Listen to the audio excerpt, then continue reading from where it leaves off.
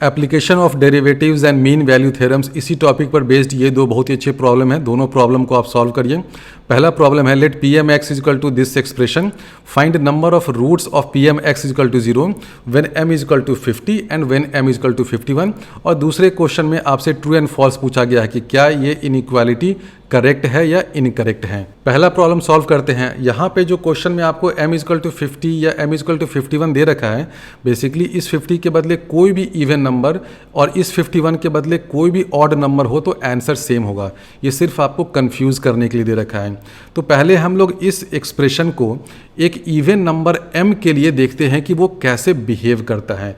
मान लीजिए कि एक इवन नंबर है 2n, तो p2nx यानी कि m की वैल्यू 2n है, इवन नंबर है, तो क्या हो जाएगा, this is equal to 1 plus X square by factorial 2 plus करते जाइए, लास्ट में कहाँ तक पहुँचिएगा, x to the power 2n divided by 2n factorial. अब ये जो पॉलिनोमियल है आप देख रहे हैं कि x इज इक्वल टू 0 पे इसकी वैल्यू क्या हो जा रही है, इस पॉलिनोमियल की px की वैल्यू हो जा रही है 1। अगर x की वैल्यू है 0, x की वैल्यू 0 होने पे ये सब टर्म 0 हो जाएगा, यानी कि p ऑफ 0 तो इसका 1 हो गया, ठीक है। और as x tends to infinity px जो है वो भी टेंड्स टू प्लस इन्फिनिटी हो जाएगा, क्योंकि आप देख रहे हैं कि जैसे जैसे x बड़ा होता जाएगा ये टर्म डोमिनेट करता जाएगा, px will tend to infinity. यानी कि इस px का कहीं ना कहीं मिनिमम तो होगा ही ना, 0 पे इसकी वैल्यू 1 है और x टेंडिंग टू इन्फिनिटी पे ये इन्फिनिटी की तरफ जा रहा है, तो बीच में कहीं ना कहीं इसका मिनिमम बनेगा ही। जहाँ पर भी इसका मिनिमम बनेगा वहाँ पर p प्राइम x जो है वो क्या हो जाएगा, वो 0 हो जाएगा। बिल्कुल सही बात है, क्योंकि ये फंक्शन क्या है, ये पॉलिनोमियल फंक्शन है। पॉलिनोमियल फंक्शन कंटिन्यूस भी होता है, डिफरेंशिएबल भी होता है। तो इस पॉलिनोमियल का जहाँ भी मिनिमम बनेगा, जहाँ भी मिनिमा बनेगा, लोकल मिनिमा, वहाँ पे डिफरेंशियल कोएफिशिएंट ऑब्वियसली 0 होगा। अब हम लोग इस फंक्शन को डिफरेंशिएट करते हैं, इस पॉलिनोमियल एक्सप्रेशन को, तो डिफरेंशिएट करके हम लोग ऐसे लिख सकते हैं, p2n प्राइम कर देते हैं x, ये क्या हो जाएगा, डिफरेंशिएट करने पे x को डिफरेंशिएट किया तो 1 आ गया, प्लस एक्स स्क्वायर बाई 2 है, इसको डिफरेंशिएट किया तो x आ गया। तो आप देखिएगा कि डिफरेंशिएट करते करते आप यहाँ पे आ जाइएगा x to the power 2n minus 1 divided by 2n minus 1 factorial.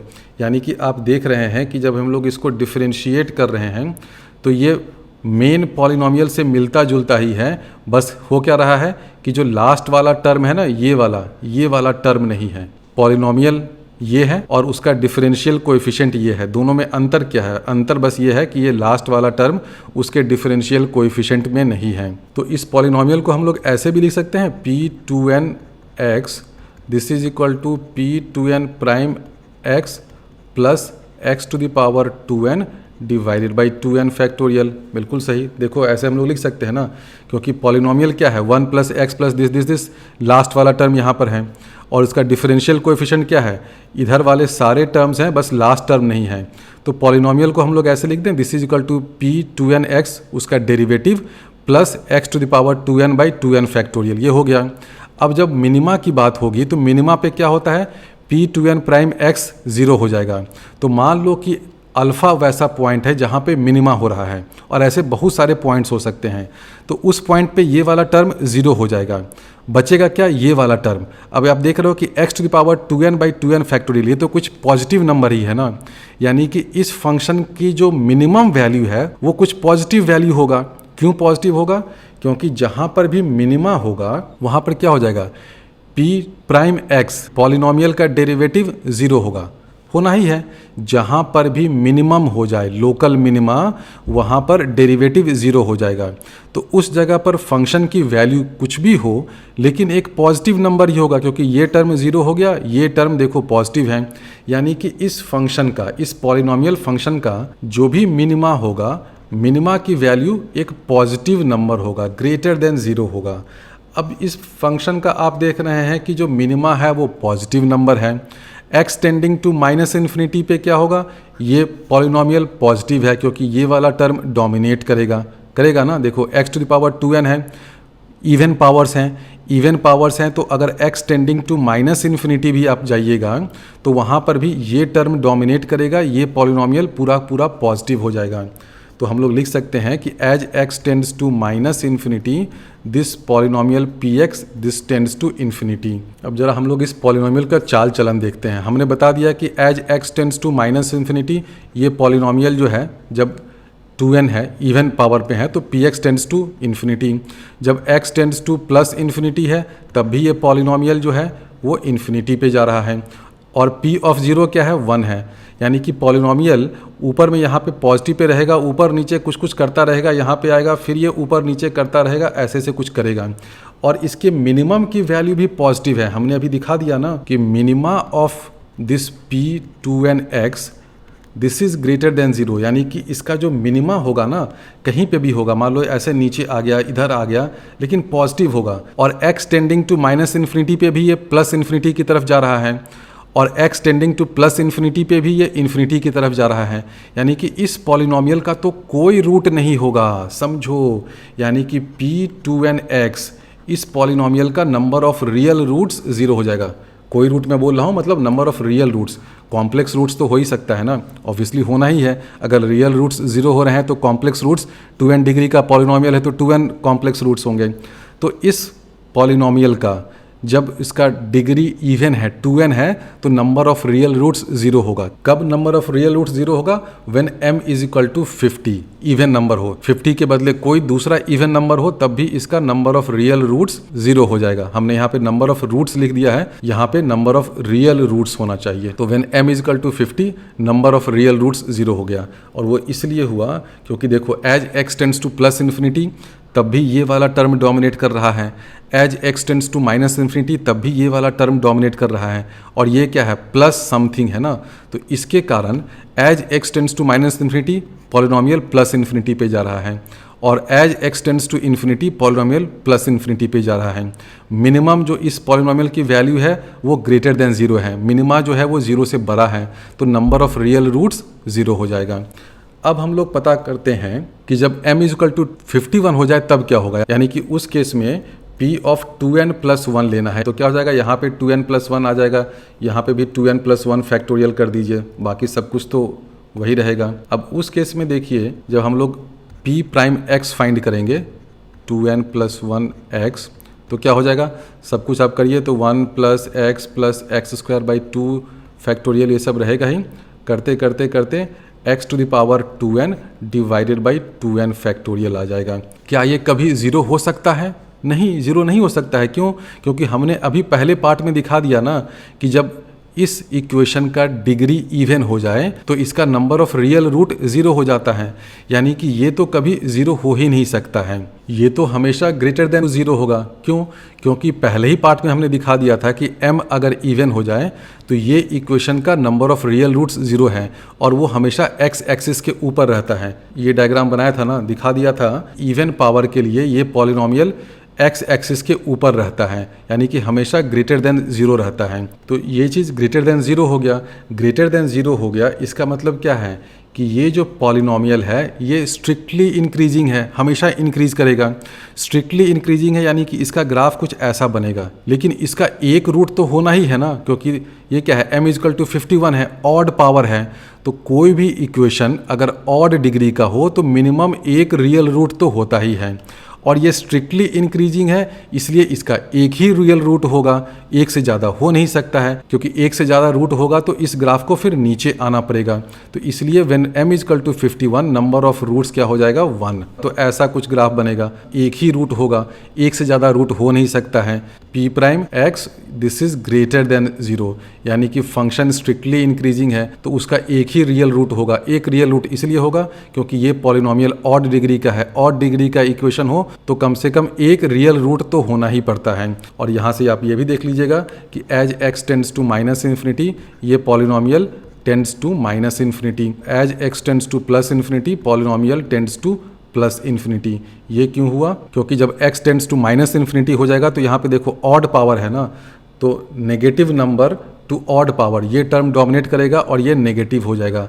तो जब x tends to minus infinity होगा तो ये पॉलिनोमियल माइनस इन्फिनिटी की तरफ जाएगा, और जब x tends to plus infinity होगा तो ये पॉलिनोमियल प्लस इन्फिनिटी की तरफ जाएगा, यानी कि एक बार तो कम से कम इसको x एक्सिस को इंटरसेक्ट करना ही है। और एक ही बार इंटरसेक्ट करेगा क्योंकि इसका डेरिवेटिव जो है वो ग्रेटर देन 0 है। दूसरा प्रॉब्लम सॉल्व करते हैं। 343.01 cube -7 is less then 7 minus this cube. अब इस तरह का क्वेश्चन अगर आपको एग्जाम में आ जाए तो आपको समझ में नहीं आएगा कि अच्छा ये किस टॉपिक का क्वेश्चन है। यहाँ क्योंकि हम लोग मीन वैल्यू थ्योरम वगैरह और एओडी पढ़ रहे हैं तो लग रहा होगा कि ठीक है ये तो एओडी का ही होगा, बिल्कुल उसी का ही है। आप ये देखिए 7 है, इस 7 को भी हम लोग क्यूब के रूट के टर्म्स में लिख सकते हैं, बिल्कुल लिख सकते हैं। ये 7 क्या है, ये 7 बेसिकली 343 का क्यूब रूट है। यानी कि क्वेश्चन आपसे पूछ रहा है कि 343.01 whole to the power 1/3 minus 343 to the power 1/3 is less than 343 to the power 1/3 minus 342.99 to the power 1/3।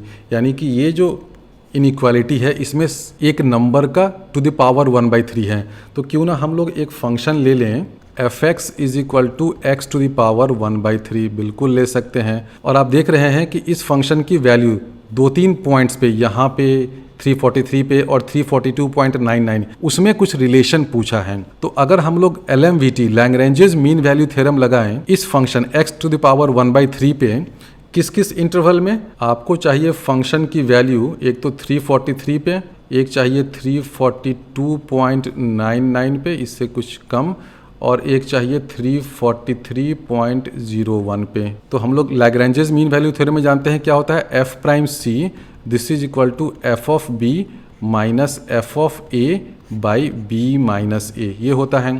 तो एक केस में हम लोग a इसको बना देते हैं और b इसको बना देते हैं, ठीक है। a ये हो गया, b ये हो गया। तो LMVT क्या कहता है कि एक C1 यहाँ पर होगा, C1 इसलिए दे रहे हैं क्योंकि यहाँ पे C2 भी होगा ना, कि एक C1 होगा such that f prime C1 is equal to FB minus FA। तो FB क्या हो जाएगा, 343 to the power 1/3 minus this thing, और नीचे में आएगा B माइनस A। तो B माइनस A आप देख रहे हैं कि 343 है, 342.99 है, तो B माइनस A क्या हो जाएगा, 0.01। यहाँ पर भी B माइनस A क्या है, 0.01। तो डिनोमिनेटर में तो सेम है तो वो कैंसिल आउट कर जाएगा। तो आप यहाँ से ये देखिए कि हम लोग लिख सकते हैं कि एक C1 कहीं पे होगा such that f prime C1 वो क्या हो जाएगा, f ऑफ B, यानी कि 343 to the power 1/3 minus 342.99 to the power 1/3 divided by नीचे में आएगा 0.01। ये होगा, बिल्कुल ऐसा एक पॉइंट C1 एग्जिस्ट करेगा such that f prime C1 is equal to 0 और fx क्या है, x टू द पावर 1/3। हमने यही फंक्शन क्यों लिया, क्योंकि हमें क्यूब रूट पता करना है। अब उसी तरह इस इंटरवल में 343 से लेकर के 343.01 इस इंटरवल में जब आप LMVT लगाइएगा तो एक पॉइंट C2 होगा such that f prime C2 is equal to function की वैल्यू यहाँ पे माइनस फंक्शन की वैल्यू यहाँ पे डिवाइडेड बाई 0.01। यानी कि एक C2 यहाँ पर मुझे मिलेगा सच दैट मैं लिख सकता हूँ f prime C2 this is equal to 343.01 whole cube minus 343 to the power 1/3 divided by 0.01। और यहाँ पर हम लोग LMVT क्यों लगा सकते हैं, क्योंकि देखो ये जो fx फंक्शन है कंटिन्यूस फंक्शन है, इस पूरे इंटरवल पे डिफरेंशिएबल भी है। इसको डिफरेंशिएट करेंगे तो f प्राइम x क्या हो जाएगा, f प्राइम x की वैल्यू आ जाएगी आपको 1/3 x टू द पावर 2/3 है। तो ये फंक्शन डिफरेंशिएबल भी है, x इक्वल टू 0 का तो कोई खतरा ही नहीं है ना, क्योंकि हम लोग इस रीजन में ऑपरेट कर रहे हैं, 342 से आगे ऑपरेट कर रहे हैं, तो x इक्वल टू 0 नहीं होगा। यानी कि ये फंक्शन डिफरेंशिएबल भी है, फंक्शन डिफरेंशिएबल भी है, कंटिन्यूस भी है, तो LMVT को तो फॉलो करेगा ही करेगा। तो f प्राइम C1 ये हो गया, f प्राइम C2 ये हो गया। अब यहाँ से आप देख रहे हैं कि ये जो f प्राइम फंक्शन है वो क्या है, स्ट्रिक्टली डिक्रीजिंग फंक्शन है। जैसे जैसे x बढ़ेगा, जैसे जैसे x बढ़ेगा तो डिनोमिनेटर बढ़ता जाएगा, यानी कि f प्राइम x जो है वो स्ट्रिक्टली डिक्रीजिंग फंक्शन है। आप यहाँ से देख रहे हैं कि C1 जो है वो C2 से छोटा है, C1 is less then C2, तो क्या हो जाएगा f prime C2 this will be less than f prime C1। ये होगा, बिल्कुल होगा, क्योंकि f प्राइम x जो है वो स्ट्रिक्टली डिक्रीजिंग फंक्शन है। तो f प्राइम C2 क्या है, ये वाला चीज़ है। तो हम लोग लिख सकते हैं कि this is less than this, तो this thing is less than this thing. और दोनों साइड में देखो 0.01 0.01 डिनोमिनेटर में ही है, यानी कि हमने प्रूव कर दिया कि f प्राइम C2 यानी कि this is less than this, यानी कि ये इनइक्वालिटी ट्रू है। तो इस तरह के क्वेश्चंस भी LMVT से पूछे जा सकते हैं।